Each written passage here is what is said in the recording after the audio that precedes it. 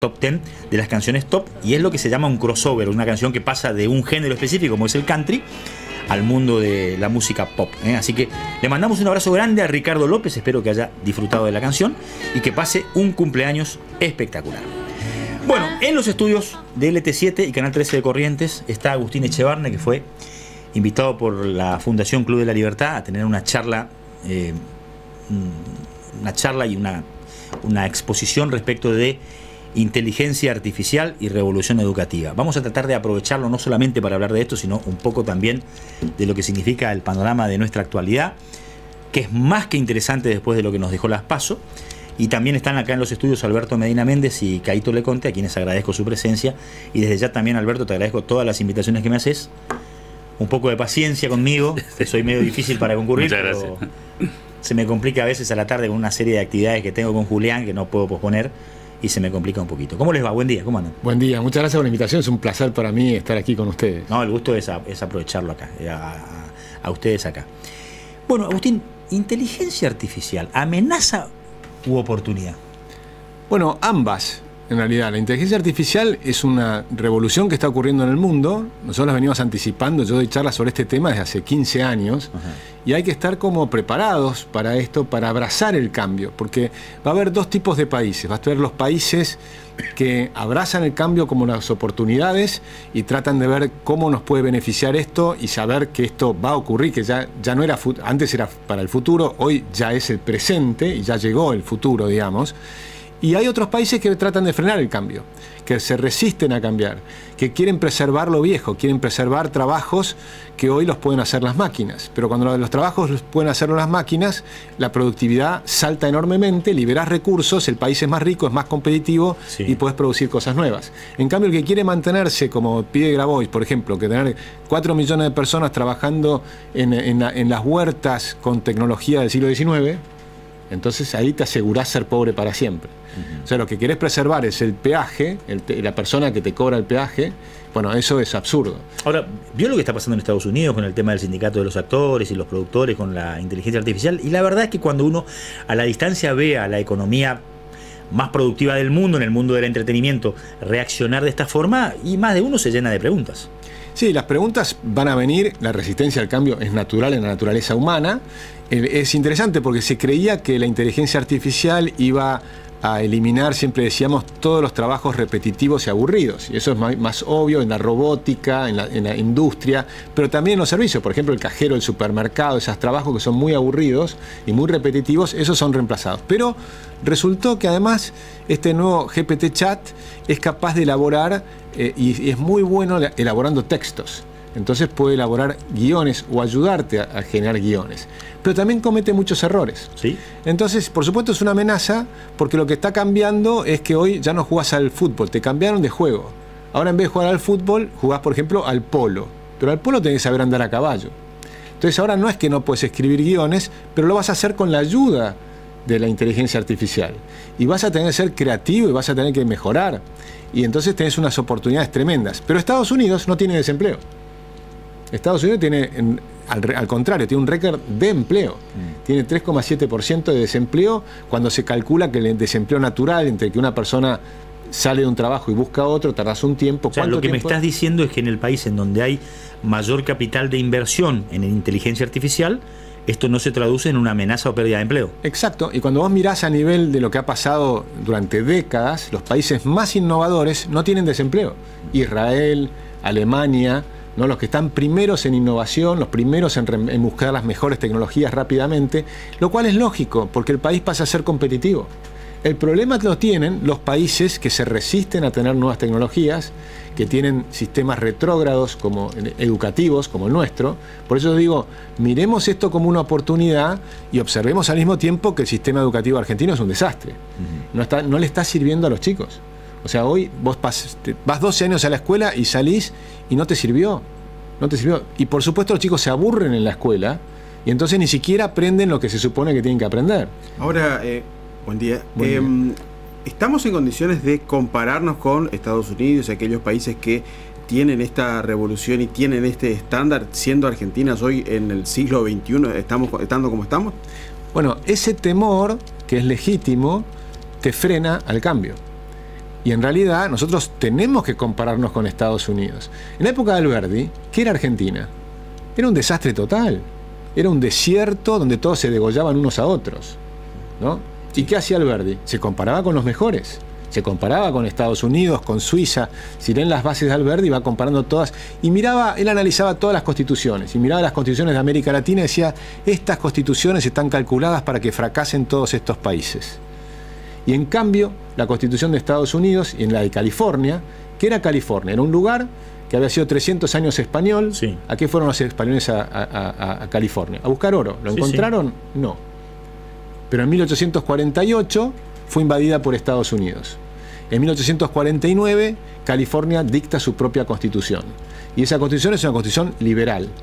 Y entonces Alberdi dice, esta es la mejor constitución del mundo, porque es una constitución que asegura la vida, la libertad y la propiedad de las personas. ¿Y qué pasó? El boom del oro en California, después el boom del petróleo, después ahora el boom en Silicon Valley, ¿no? ¿Por qué? Porque la libertad es lo que te asegura el desarrollo tremendo de la humanidad. No sé si ustedes tuvieron la oportunidad de escucharnos, pero con Diego estábamos en el cierre del bloque anterior alrededor de una cuestión educativa que hoy forma parte de un debate que de a poquito se va metiendo en el corazón de una campaña electoral que va bajando el tobogán en dirección de octubre, la primera vuelta, que es la cuestión educativa. Yo soy un egresado de la escuela pública y tradicionalmente nos hemos creado, o mejor dicho, nos hemos criado en un ámbito en donde la escuela pública ha sido fundacional y ha sido muy importante. Y hoy se discute, a partir de Milei, cómo el Estado se involucra en seguir subsidiando la escuela pública, si a través de la oferta o a través de la demanda.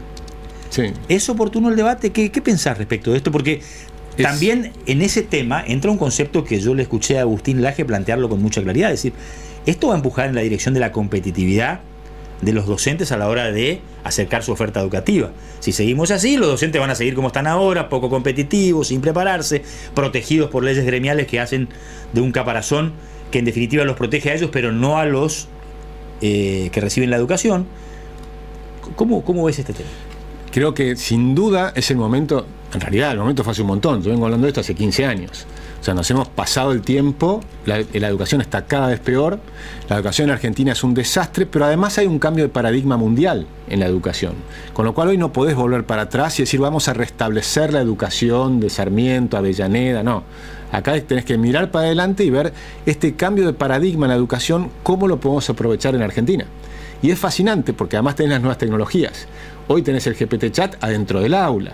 O sea, vos le pedís un trabajo práctico a los chicos y van a ir a su casa y le van a preguntar a GPT chat cómo lo hago, ¿no? Y escribímelo como si yo estuviera en Corrientes y soy un chico de 5º grado, y escribílo como si fueras un chico de 5º grado y te lo va a escribir. Entonces, hay que entender que eso ya pasó, ya está acá, es el presente, no es el futuro. Entonces, ¿cómo se soluciona esto? Tenemos 1.200.000 maestros educados en un sistema de adoctrinamiento del pasado que no funciona, que sabemos que ha fracasado notablemente. Los chicos no saben ni siquiera matemáticas y comprensión de texto. Entonces, pero estamos hablando del 80% de los chicos, no estamos hablando de... Sí, los números son muy preocupantes. Los números son terribles. Ahora, entonces, qué curioso, ¿no? Porque afuera ese 20% después se transforma en una élite que es contratada en diferentes lugares del mundo y rescatada como talento valioso, o sea... Sí, pero recordemos también que la debacle fue estos últimos 20 años. Entonces los que ya tienen 30, 35 años agarraron la parte de todavía funcionaba relativamente todavía bien. Están a salvo, decís. Claro, o sea, lo que se viene es peor. Bueno. Entonces, pero lo lindo es que las oportunidades están, pero necesitas aplicar lo siguiente, que es la libertad en 3 planos, que es además hacer lo que dice la Constitución, la libertad de enseñar y aprender. Pero libertad de enseñar y aprender, no lo que el burócrata de turno te dice, no lo que el ministro o el Congreso Pedagógico te dice que tenés que aprender. No, tenés que aprender lo que vos quieras. Y ese es el punto. ¿Y cómo decís vos si sos muy chico? Con tus papás y con tus maestros. Pues entonces la libertad tiene que estar, primero, en la libertad de los padres de decidir a dónde mandar a sus hijos a la escuela. Y el cheque sigue siendo el cheque del Estado para la gente que no tiene recursos propios, para financiar la educación, porque eso es la herramienta de movilidad social más tremenda que tenemos. Eso, por supuesto, lo sigue financiando el Estado, pero el papá empieza a elegir a dónde ir. Y recordemos que la educación es un tema que hoy es un tema de las provincias. La nación lo que puede hacer es impulsar este cambio, pedir a las provincias que lo analicen, que lo estudien, que vean cómo aplicarlo. Es el mismo esquema que Estados Unidos, que también es un país federal, y por ejemplo Betsy DeVos, que lo empezó a hacer en Estados Unidos, empezó antes, pero le dio un gran impulso al sistema de vouchers y empezó a crecer, pero no en todos los estados al mismo tiempo. Va a haber algunas provincias que van a adherir y otras que no. Claro, y las que van a adherir van a empezar a tener muchos mejores resultados.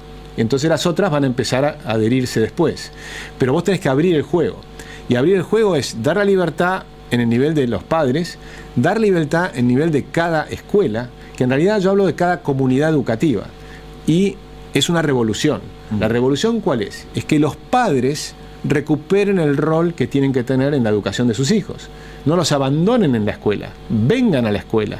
Entonces en la escuela tenés un gobierno tripartito, donde está el director de la escuela, los maestros y la comisión de padres. Y la comisión de padres tiene un rol clave, porque son los que van a defender sin duda lo mejor para sus hijos. Así funciona Estados Unidos. Ahora, ¿por qué? Un tercer si me dejase redondear la idea, un tercer nivel de libertad es para cada chico.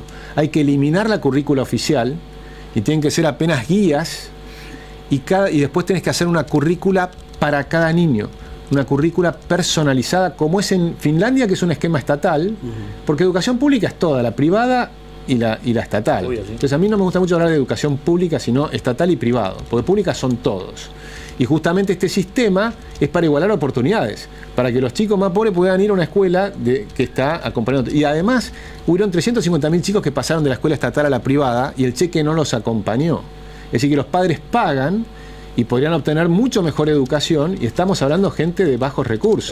Seguro. O sea, ¿por qué se hace hincapié en las ideas de Alberdi? Digo, está perfecto porque Argentina fue el reglamento para comenzar a salir adelante, la base, y no se tiene en cuenta lo realizado posteriormente, precisamente en materia educativa, por Sarmiento, por Roca, Avellaneda, y fue, el motor para que Argentina sea lo que fue a principios del siglo XX. Ese es el punto. Digo, porque la educación o en los esquemas educativos planteados en esa oportunidad llevaron a que Argentina sea la Argentina potencia de fines del siglo XX, principios del siglo XX.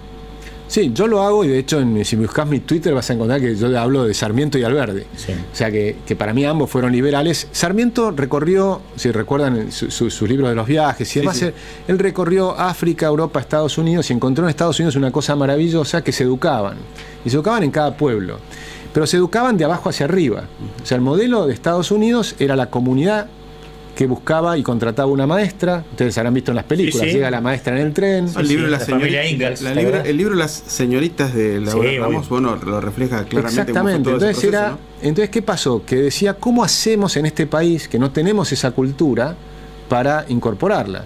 Y lo que hizo Sarmiento es contrató a las maestras americanas y las trajo él. Entonces lo hizo de arriba para abajo. Incluido Corrientes, ¿no? Sí. Sí. La famosa. Perdón, tengo entendido que ustedes tienen un compromiso, Sí, ¿no? sí. Yo les agradezco a Agustín, a Alberto y a Caíto. Nos quedan 3 minutos de lo que acordamos originalmente. Caíto, vos me dijiste que votabas a López Murphy. Ahora en primera vuelta, ¿quién vas a votar? López Murphy no es candidato. No, bueno, me dijiste que tu referente era López Murphy. ¿Ahora vas a votar a Milei en primera vuelta? Yo estoy defendiendo las ideas liberales hace toda mi vida.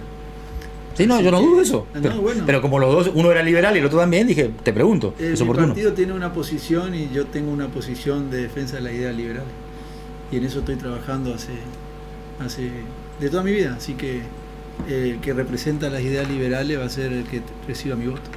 Perfecto. ¿Y usted, Alberto? ¿Se puede preguntar eso? Sí, por supuesto. Yo participé de la PASO utilizando la primaria como lo que es, una primaria para definir candidatos internos, ¿no? Todavía en Argentina no hay práctica democrática con esto de definir primaria, en la primaria las internas y en la general el voto general. Y no me avergüenza decirte que voté dentro de Juntos por el Cambio. Lo que entendía que en ese momento era la mejor opción que tenía ese espacio político, que era un espacio opositor. El otro espacio donde está el liberalismo, que es el de Javier Milei, no tenía primaria interna, digamos, no había dos candidatos. Ahora tengo la ventana abierta para el 22 de octubre y, para ser absolutamente sincero, estoy evaluando mi voto porque creo que hay una oportunidad gigantesca De hecho, creo que ya cambió. Escribí un artículo esta semana sobre eso, ¿no? Argentina ya cambió. Y esa Argentina ya cambió significa que vamos a ir en el rumbo correcto. Ahora tenemos que para elegir opciones para ir a ese rumbo. Una probablemente más moderada, otra un poco más directa y al hueso. Y creo que esa es la opción que van a tener los argentinos el 22 de octubre, elegir con qué modelo de cambio salimos de este desmadre, ¿no? Y bueno, tengo todavía dos meses para decidir. Sí, sí, es cierto. Bueno, Agustín, un gusto tenerte. Lamentablemente no podíamos prolongar la charla, a pesar de que daba para mucho más, pero hay que respetar los compromisos contraídos. Encantado. Gracias a los tres. Agradecido. Un placer. Bueno, Tere. Sí, señor. A las 10:54 tengo algunos consejos para usted. LOA es el Centro de Estética Integral.